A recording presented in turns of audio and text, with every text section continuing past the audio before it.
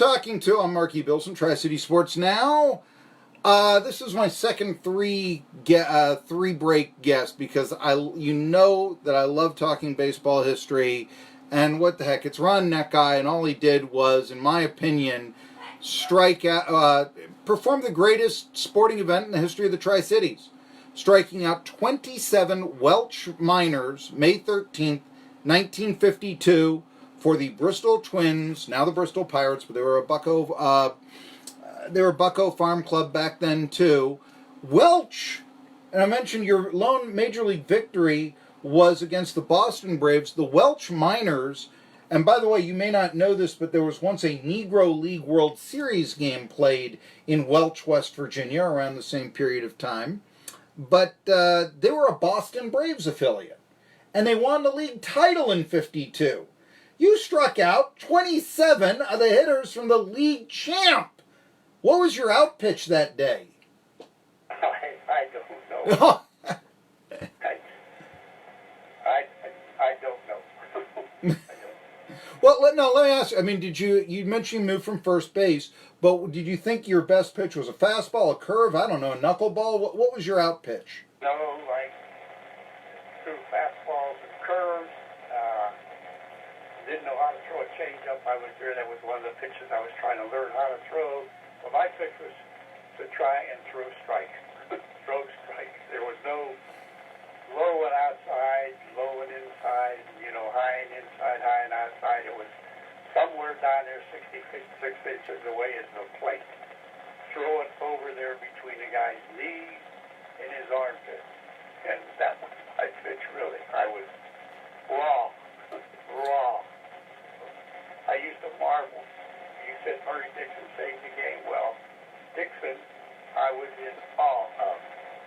He was the top pitcher back then, folks. A pitch and move his arm in three different positions, side arm, three-quarters, come over the top, throw your curveball from each one of those places, and a sinker ball or a slider, and throw strikes. I just couldn't believe there was anybody alive that could do that. And he was about 40 years old. Couldn't throw hard enough to hurt you. But my God, I couldn't believe people could do that with a baseball, and I played a year and a half or something. And I watched Dixon everything he did. And he had the locker next to me, and I asked him, Murray, what do you do? He'd just say, I've been doing this for 30 years, so. Anyhow. But you mentioned Garagiola and as an opponent, Stan Musial helping you out and such. And, it's a great story you told about Garagiola. But I should say this, your 27 strikeout no-hitter against the Welsh Miners was not the only no-hitter that the 52 Bristol Twins was thrown. A pitcher named Bill Bell, who threw 2 no-hitters that year, and including one perfect game. Now, you mentioned you were called up to Burlington just a few weeks after you pitched the game for Bristol with the 27 Ks. Were you on the roster for any of those 2 no-hitters that Bell threw? No, they came after me. Okay, all right. But he did join you, and I know his career was also, very much a cup of coffee. He played in 52 and 55, but what was it like when Bell, you're talking about 2 guys called up from the Appalachian League to the big leagues. I know the Pirates weren't very good, but that really is unprecedented. What was it like when Bell came to Forbes Field? Was it, hey, welcome to the show, or what do you recall about that? Well, we were friends, and I knew Bill from there, and the same thing. He had great stuff. He really did it. He was farther advanced in really as long as being a pitcher, because he'd been a pitcher from, I guess, grade school on. He did nothing else. Where in my case, pitching was brand new pitchers were somebody I wanted to hit with a bat. But Bell had real good stuff. He had ability, and he had some experience. And like you said, Pittsburgh was in the doldrums, but was lousy. We made it. I helped make it that way. Lousy. And they were trying to force feed to see who's got the ability to come here, Mr. Ricky, because they had to make changes. That's why a lot of us got up there. Jim Waugh wound up with arm trouble. some arm trouble, got killed in a car wreck. Oh, no. And in my case, I had arm trouble, and although I can say that as long as Mr. Ricky and those guys were there, they treated me well. They paid me. They sent me to the Mayo Clinic, sent me to the University of California Hospital to find out what to do about my arm. And finally sent me to Johns Hopkins. I went to Duke University Hospital to try and find out what the heck the problem was. And it was before they actually knew what rotator cuff was. Mm-hmm. And to do anything, and they sent me to a guy by name, he was the big guru for baseball pitchers back then. He was in Johns Hopkins. His name was Bennett. Mm-hmm. And they sent me to Bennett to see what they could do. And this is after paying me for 2 years and not playing. Sent me to Waco one summer after Hollywood. Lay in the sun, maybe that'll cure your arm, you know. And, nothing did, but anyhow, I went to this guy in Johns Hopkins, and after him examining me and everything, he operated on Dizzy Dean and Matthew Mungo, the hard thrower from the Dodgers, for what was the same thing, except they didn't know what to do. They used to try to pin it on. And medicine wasn't in 1953, 4 or 5, like it is now. Now they do it as an outpatient. I had it done 25 years later. But anyhow, I can remember him telling me that, son, go home and buy a gas station. You're never going to pitch again. Oh, boy.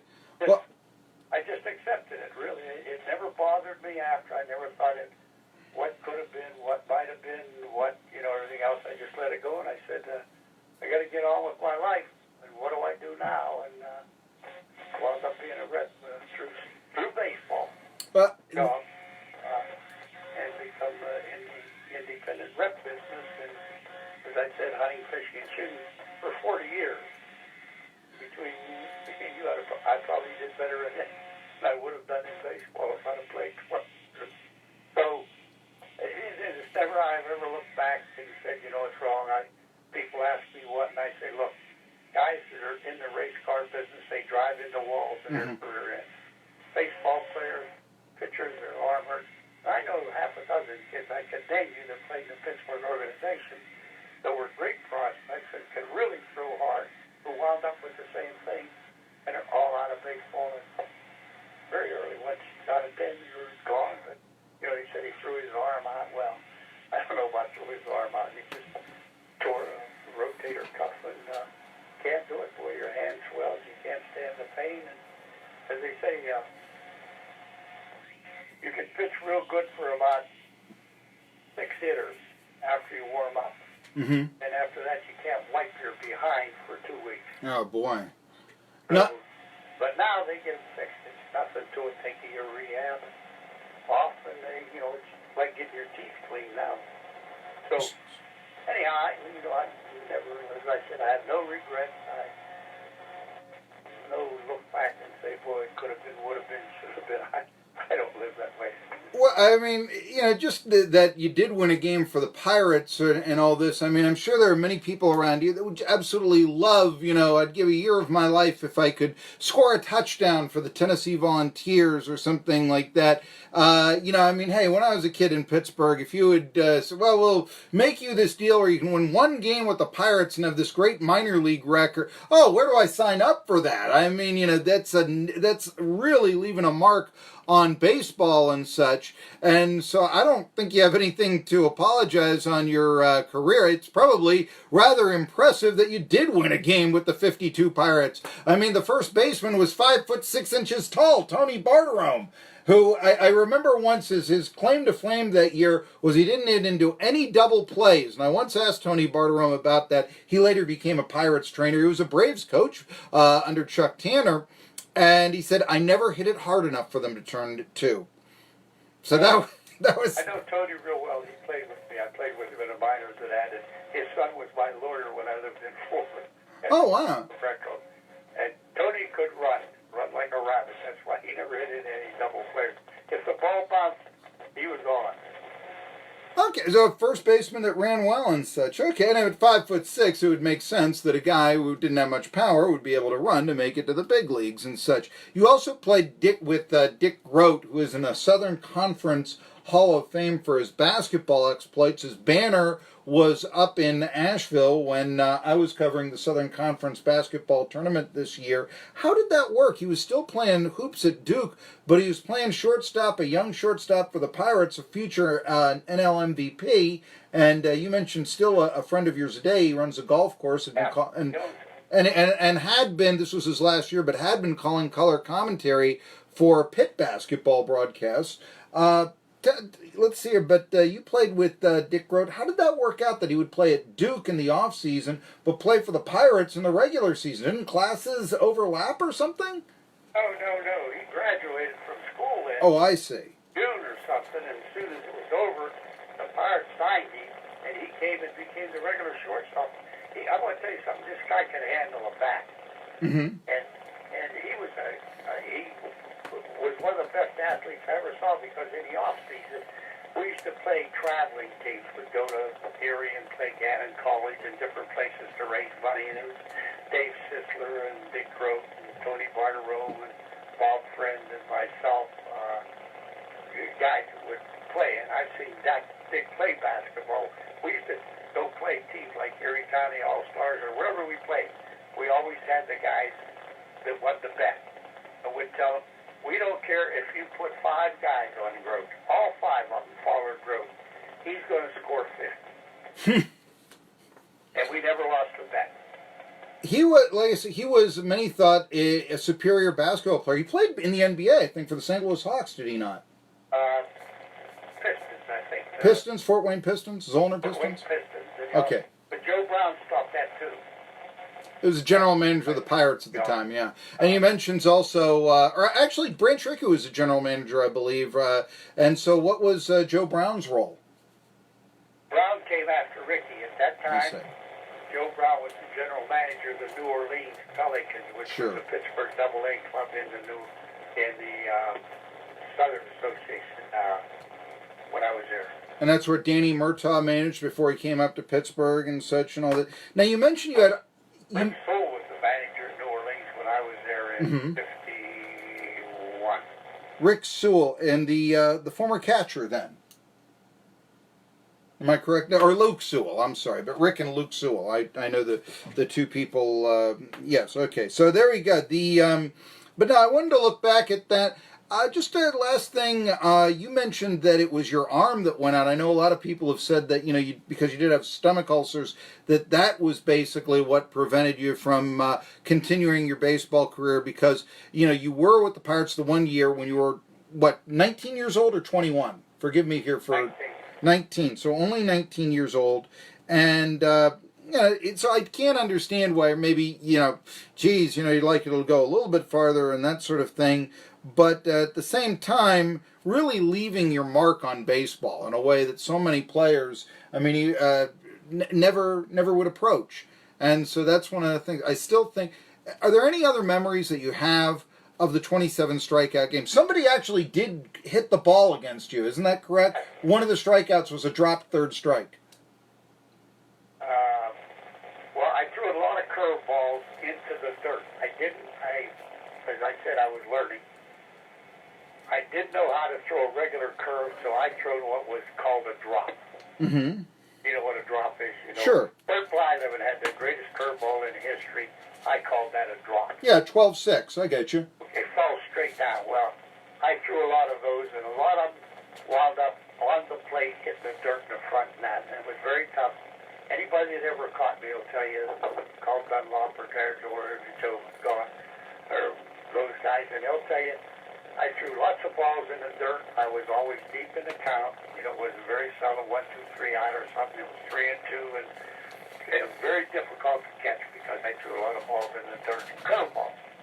And that's where the pass ball missed third strike came from. Okay. That I remember. Did that everywhere I played. Once I learned to throw, I couldn't throw a regular curveball. If I did, I called those line drives. I got to ask one final question, though. It pops in my head now. Billy Meyer was your manager in Pittsburgh. The Knoxville Blue Jays used to play at Billy Meyer, or the Knoxville Smokies used to play at Billy Meyer Stadium. He was from Knoxville in East Tennessee. And the Pirates actually, when he retired as a manager, despite the fact he had a losing record, they retired his number. Number 1. No one has worn it right there. Yeah. I'm told the reason why is, well, people just like Billy Meyer. He was a nice guy and all that. What kind of a manager was Billy Meyer? What do you remember about him? He was, when I was there in 52, he was not very well. Mm-hmm. He had some health problems, and consequently left a lot of it to Posdell and Stock and those guys. Great guy. Real nice guy. Very, comforting, but not really a fireball. And he was quite elderly then, so that was the thing. But he knew what he was doing. You talk about other things. The record I got won the last game in Fortsville against Boston. Mm-hmm. In 1952, I was the pitcher in Cincinnati when Ralph Kiner hit his home run on the last day of the season, become the first guy to get the home run, winner tied a home run in the National League for 6 years running. Wow, yeah. And I pitched the last home game in Forbes Field that year too, in Cincinnati, and then a Buffalo current Cincinnati. And I didn't know that, but the guy reminded me the other day in an interview that I was the pitcher at the game when Kiner hit the home run. There was a game, Memorial Day, Joe Garagiola won a game for the 42 and 112 Pirates against the Cardinals, against a pitcher he used to catch as a pinch hitter with a walk-off home run. You had your exploits as well. Hey, the pitcher who struck out 27 batters is here. There was even a game late in the year where a catcher by the name of Ed Fitzgerald was taken out of a game and reinserted into a game. I don't know if you recall that, but yeah, the other team had, I think it was against Cincinnati, in fact. Yes, Ed Fitzgerald, actually a very rare occurrence of returning into a game in which he had been replaced that year. So he might not have won much in 52, but there were a lot of events that went on that year, I got to tell you that. And perhaps none more so than, hey, there's this guy down in Bristol who just struck out 27 with his curveball. And he's from here. Garagiola story. Okay. Bill was really funny. And anybody that came to see the Pirates play then, if Kiner hit in the 7th and he wasn't going to hit anymore, they all went home. Sure. Everybody left the ballpark before the game ended. But Joe used to walk out on the mound and look around. We drew so few people. Joe would look up and he'll say, there's going to be 27,600 people miss this game today. Speaking of the empty seats, I get you. Yes, I understand and all that. That actually, the Pirates that year, don't ask me, folks. I'm just a big Pirates fan from back in the day. I used to study the media guide. They didn't draw 700,000 fans that year. And before that, they had consistently drawn 1 million because of the drawing card of Ralph Kiner hitting a lot of home runs and all that. I assume as a young kid, you would have been one of those fans that would have gone to Forbes Field up from Monongahela to see Kiner play. No, I wouldn't have been there because I couldn't afford it. Oh, okay. Very well. Okay. No, I get that, and couldn't afford that to go to the big city and buy a ticket to a ball game.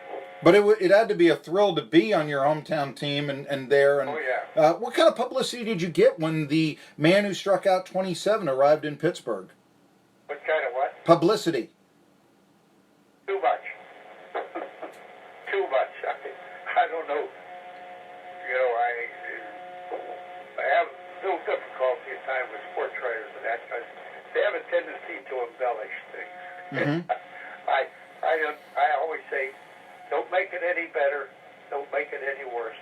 Just tell it like it was and let the people decide. And so consequently, that's been my attitude all my life, and I always thought I got more. I always said, I learned. When I pitched after the 27 strikeouts, we drew a lot of people, even in Burlington and Field Ballpark. I think they had the largest crowd in Pittsburgh that year when I pitched the first game. People came for two reasons. They came to see me either get my brains beat out or to strike everybody out. And neither one was going to happen anymore. Yeah. So, I said, give them their money back before they come. I just don't, that was not me.